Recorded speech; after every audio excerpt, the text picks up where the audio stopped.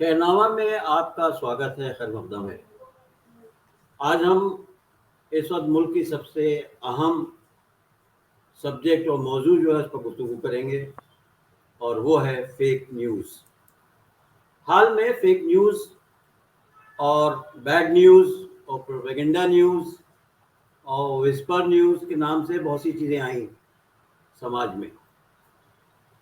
उसमें आम लोगों को ये समझना मुश्किल हो जाता है कि फेक न्यूज़ कहाँ क्यों फैलाई जा रही है, क्योंकि जाहिर है कि उसमें कोई ना कोई इंटरेस्ट होगा किसी इंडिविजुअल का या किसी ऑर्गेनाइजेशन का या किसी पॉलिटिकल पार्टी का।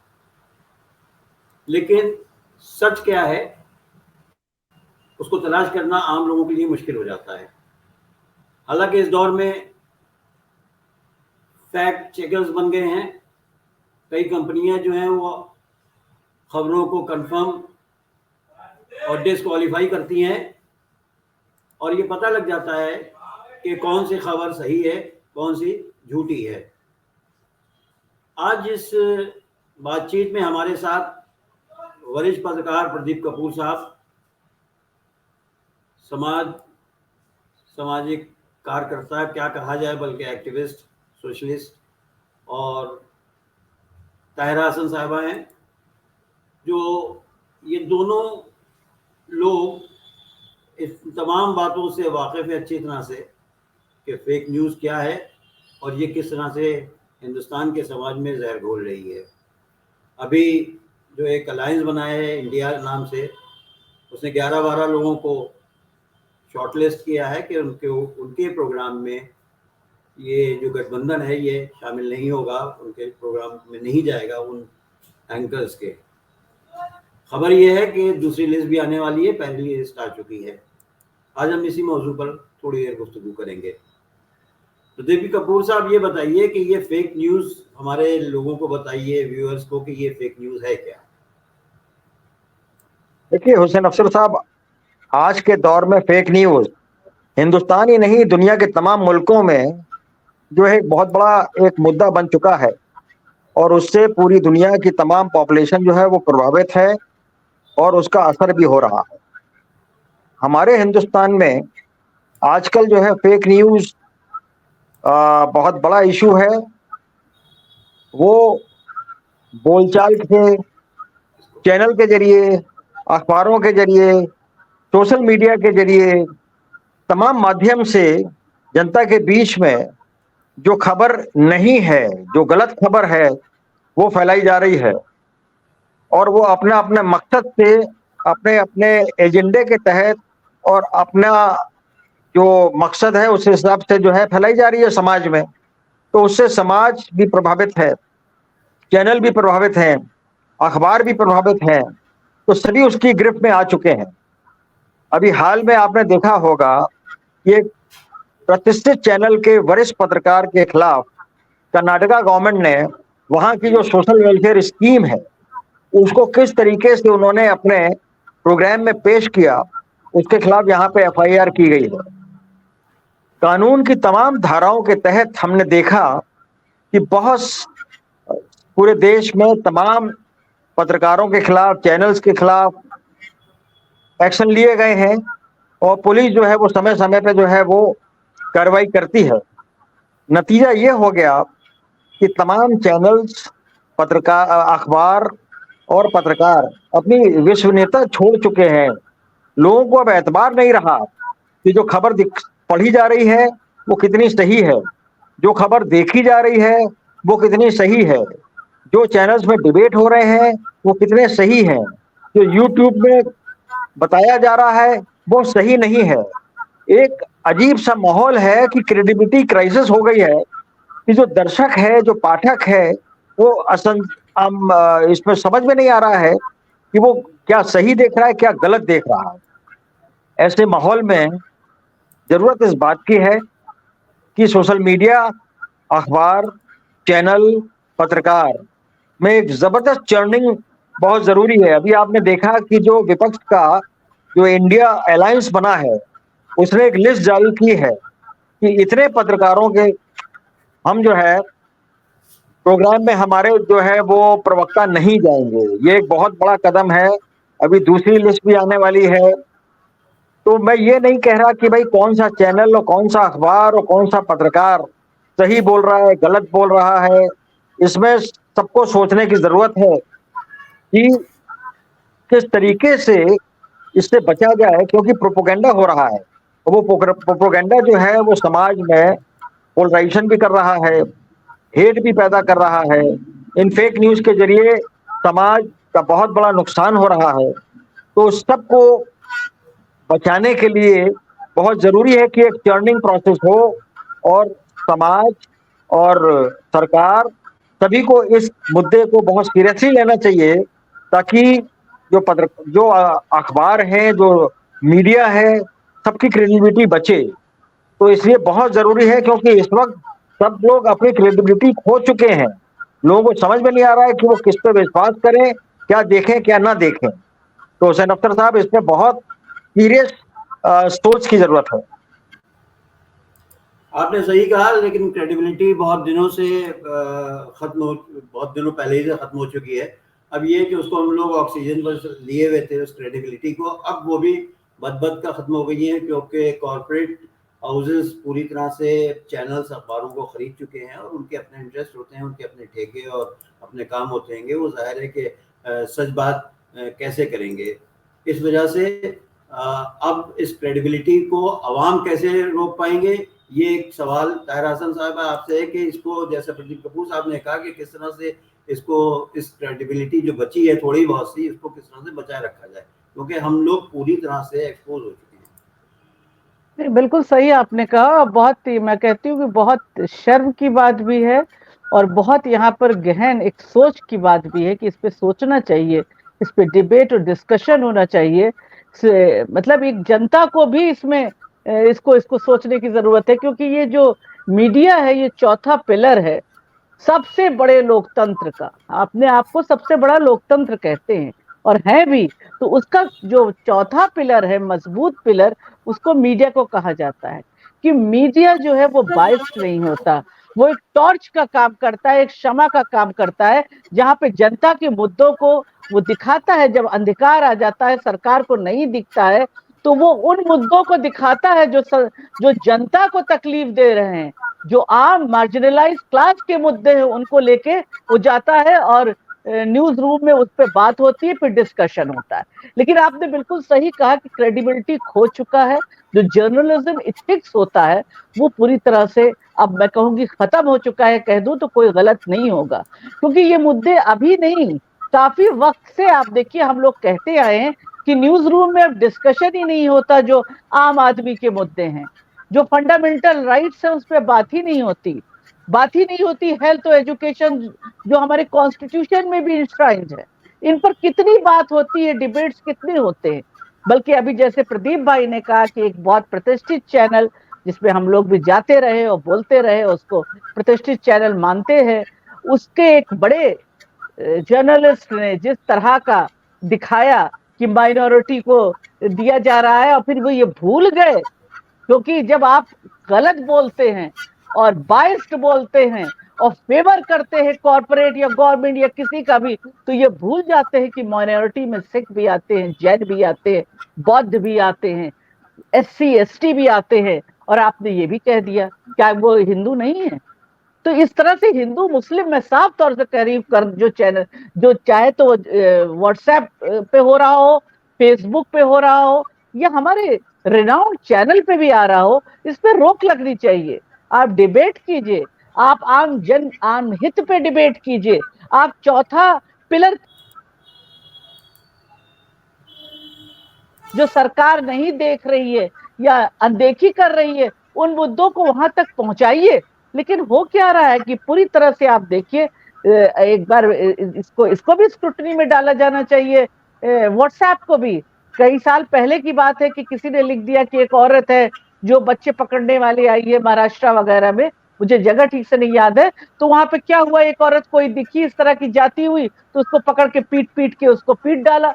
तो इस तरह से जो फेक न्यूज लोग कर रहे हैं, या इस तरह से जो एक पैदा कर रहे हैं, सेंसेशन पैदा कर रहे हैं और भ्रमित करने की कोशिश कर रहे हैं, और मैं कहूंगी मेन मुद्दों से, जो हमारे मेन मुद्दे हैं, आम जनता के मेन मुद्दे हैं, मार्जिनलाइज क्लास के मेन मुद्दे हैं, जो राइट टू लाइफ के मुद्दे हैं, जो उनकी रोजी रोटी से जुड़े मुद्दे हैं, उन तमाम मुद्दों को पूरी तरह से मीडिया में खत्म कर दिया गया है। लेकिन कुछ जिम्मेदारी अफसर भाई मैं मानती हूँ जनता की भी है।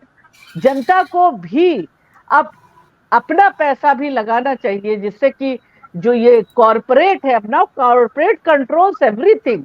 तो कॉरपोरेट जब वो कंट्रोल कर रहा है तो जाहिर है आप एक्सपेक्ट करेंगे कि कॉरपोरेट आपके हित की बात करे। कॉरपोरेट तो बेचना जानता है ना, तो वो शिक्षा को भी कैसे बेचा जाए ये भी जानता है, हेल्थ को कैसे बेचा जाए। बड़े से बड़े हॉस्पिटल में चले जाइए, गरीब आदमी की बस की बात नहीं कि वो एक दिन का इलाज कर सके, मैं कहती उसका बूता ही नहीं है।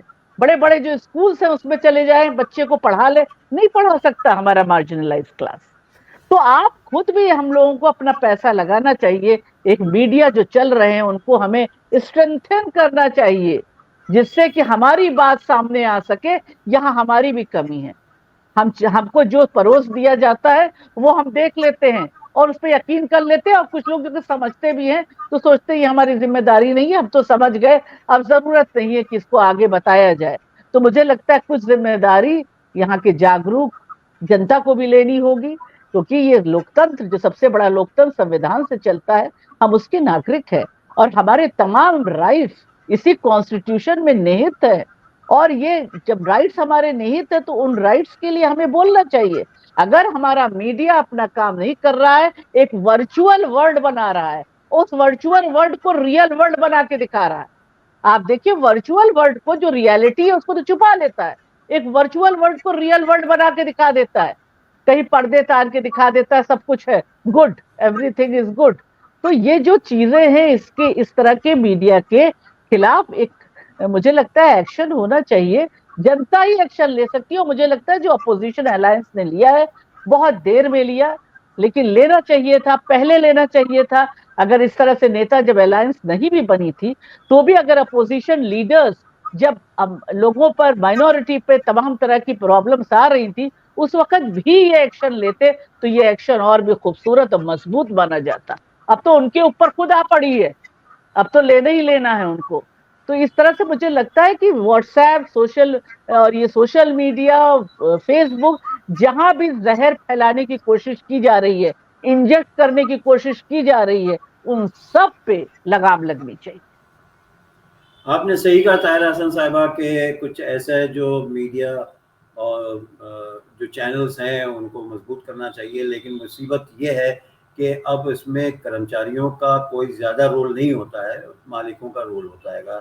सारे चैनल्स उनके हाथ में हैं, और अगर जो रिपोर्टर है या जो न्यूज़ डेस्क है अगर वो आनाकानी करती है कि तो ज़ाहिर नौकरी नहीं होता है। ये एक आपका सुझाव ये भी सही है कि एक मूवमेंट होना चाहिए और अवामी मीडिया होना चाहिए कि जिसमें कोऑपरेटिव के दौर से चले, ताकि सरकार की ज्यादतियों को पूरी तरह से दिखाया जा सके या उसका मुकाबला किया जा सके, या लोगों को वो राहें बताई जा सकें आसानी से कि जिससे इन चीज़ों का सदुपयोग हो सके।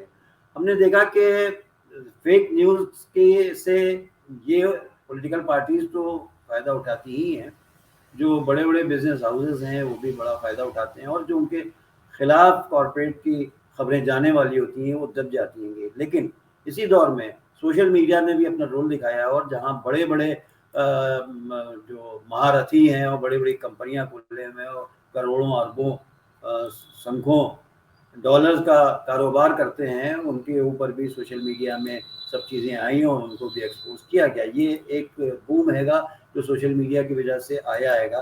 तो अब प्रदीप साहब ये देखिए कि चैनल्स जो हैं वो तो अपना दरमीमान काफ़ी हद तक खो चुके हैं। अब जो यूट्यूबर्स हैं वो एक्टिव हैं और उन्हीं को ज़्यादा देखा जा रहा है यूट्यूब के ऊपर। लेकिन गवर्नमेंट ने एक चाल और चली है कि यूट्यूबर्स कुछ लोग हैं जो 5 लाख रुपए जिनको दिए जाएंगे और वो सरकार के प्रोपेगेंडा मशीनरी का टूल एक बनेगी और वो उस तरह से फ़ायदा उठाएंगे। लेकिन क्या ये स्कीम कामयाब होगी या नहीं होगी, इसका क्या विश्लेषण करते हैं?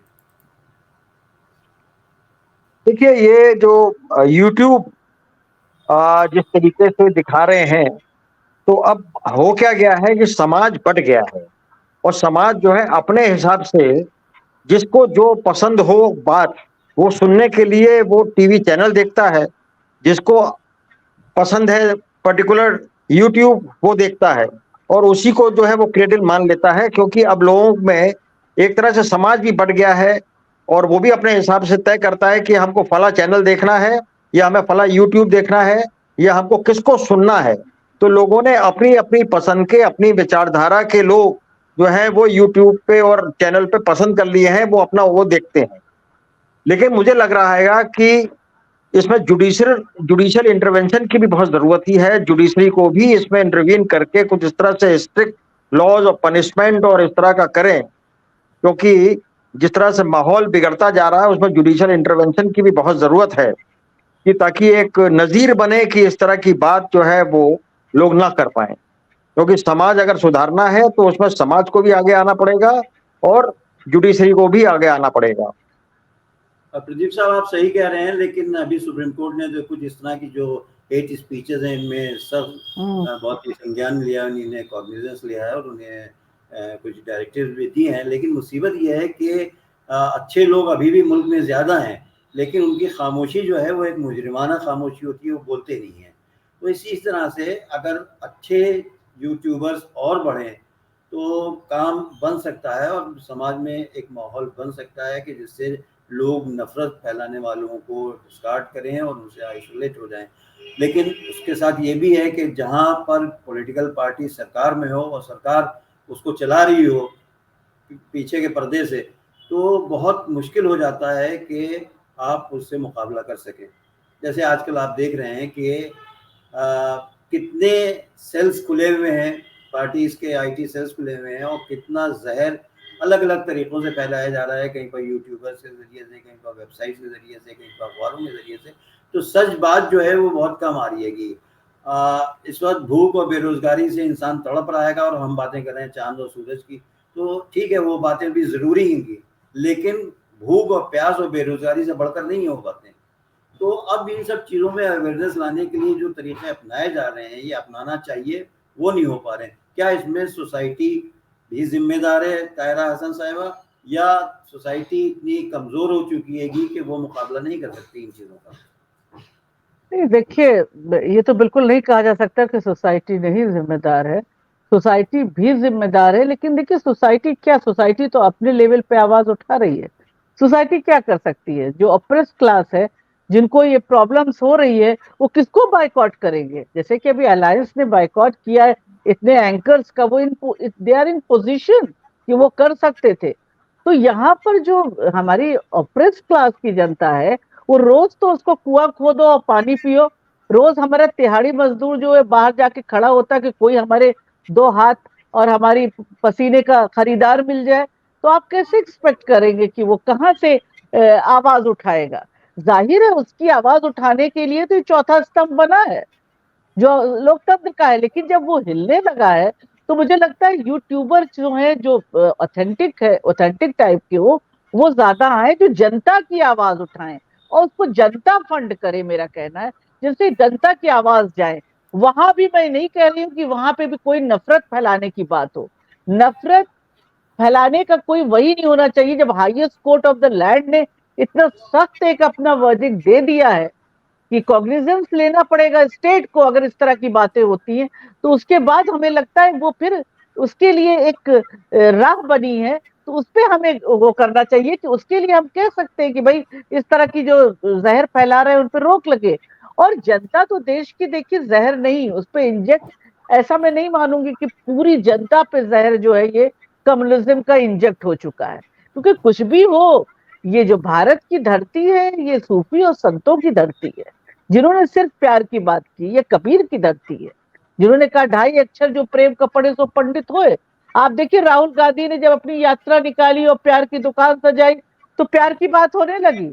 भागवत जी ने भी प्यार की बात की। तो प्यार की बात से ही मुझे लगता है इस नफरत को काटा जा सकता है। नफरत को नफरत कभी काट नहीं सकती।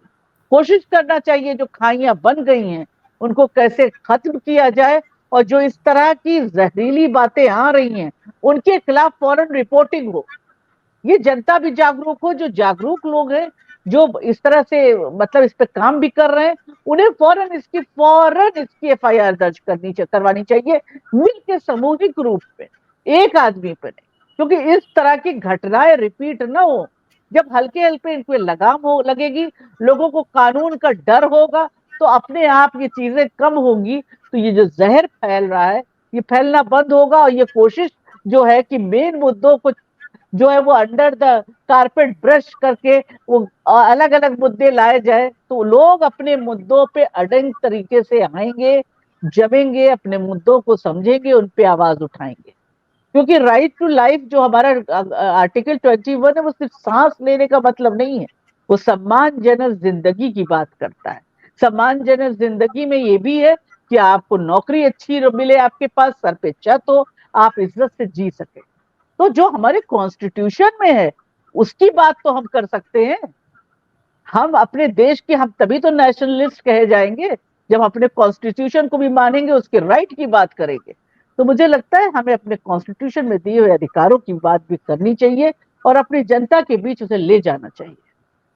आपने ठीक कहा, और बहरहाल ये बात भी अपनी जगह सच है कि हर अंधेरी रात के बाद में एक खुशनुमा सवेरा नमूदार होता है, और अब इस डायरेक्शन में काम शुरू हुआ है। लोग अब समझने लगे हैं कि क्या अच्छा है और क्या बुरा है, लेकिन ये कि वो कितना इफेक्टिव हो पाएंगे, या जो हमारी जो एजेंसीज हैं जो वो कितनी ईमानदारी से इसका इम्प्लीमेंटेशन कर पाएंगी, या जो चैनल्स के मालिकान हैं और जो जिम्मेदार हैं वो क्या इस बात को समझ रहे हैं कि आगे खाई है। तो अब उनको भी समझना चाहिए और इस नफरत के बाजार को ख़त्म करना चाहिए, और समाज में ऐसी मोहब्बत पैदा करना चाहिए कि जिससे एक दूसरे का भला हो, ना कि कोई नुकसान हो। आप लोगों का बहुत बहुत शुक्रिया। शुक्रिया साहब, आप बेंगलोर में हैं अपनी बच्ची के पास में, और आपने वहाँ से ज़हमत की। ताहिर हसन साहबा, आपका भी बहुत बहुत शुक्रिया। फिर मिलेंगे। बहुत बहुत शुक्रिया। और अख्तर साहब, इतने खास मुद्दे के ऊपर आपने जो है ये इनिशिएटिव लेके बातचीत की है, बहुत अहम मुद्दे पे। शुक्रिया।